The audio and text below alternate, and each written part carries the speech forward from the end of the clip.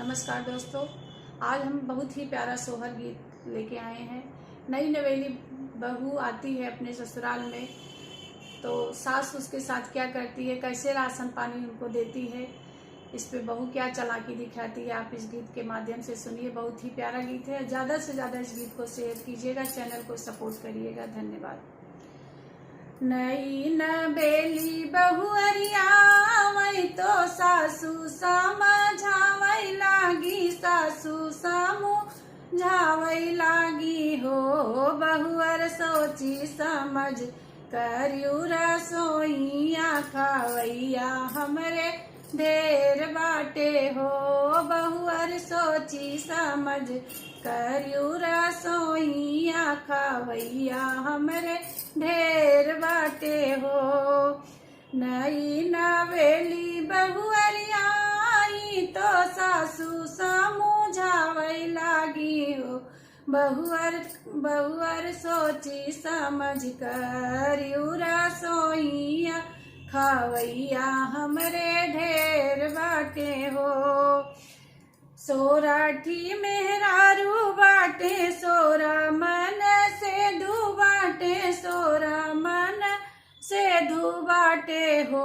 बहुअर ऊपरा से लड़का गदेल बाटे, कुकुरा बिलार बाटे, गैया चरवाह बाटे हो। बहुअर ऊपरा से गैया चरवाह बाटे, रसोईया सोची समझ की हो। क्या कितना राशन देती हैं, इतना परिवार बताने के बाद देखिए आप लोग, बहुत ही प्यारा गीत है। बबुरे के पतवा पे चावल दी सी, तू ही में दाल दी सी, तू ही में दाल दी हो। बहिनी मिली के पतवा पिसान दी, रोटिया कैसे बनी है हो। बहिनी मिली के पाते पे पिसान दी, रोटिया कैसे बनी है हो।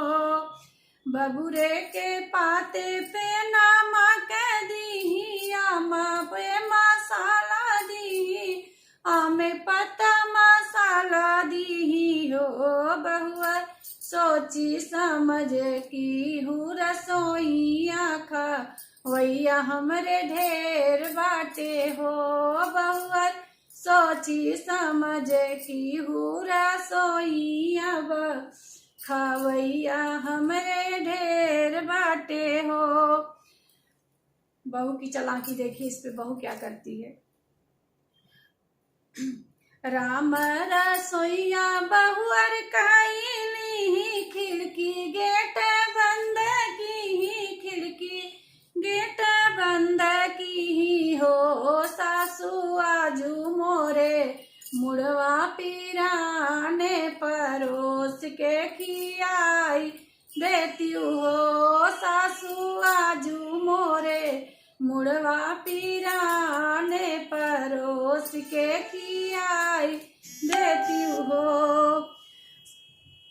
इतनी बचन सुनी सासू तो हथवा गोड़वा झटकई लागी, हथवा गोड़वा झटकई लागी, मुड़वा जे पीटई लागी हो। बहिनिया सनग नचनी बहुआ तो आऊ तैयारी दिए हो।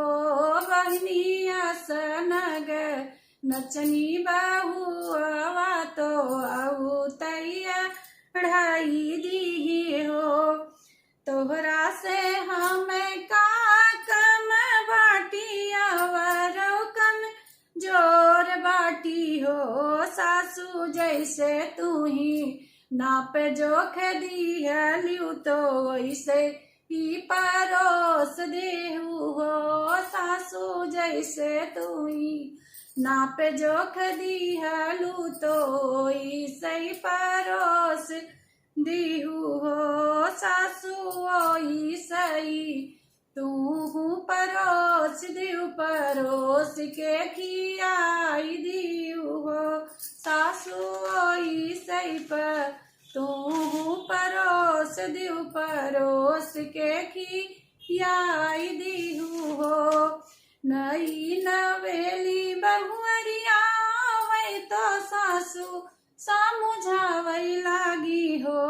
बहुअर सूझ बूझ की हूँ रसोईया खवैया हमरे ढेर बाटे हो। धन्यवाद दोस्तों, बहुत ही प्यारा गीत है, हंसी मजाक का गीत है। आप लोग ज़्यादा से ज़्यादा इस गीत को शेयर कीजिएगा, सपोर्ट करिएगा।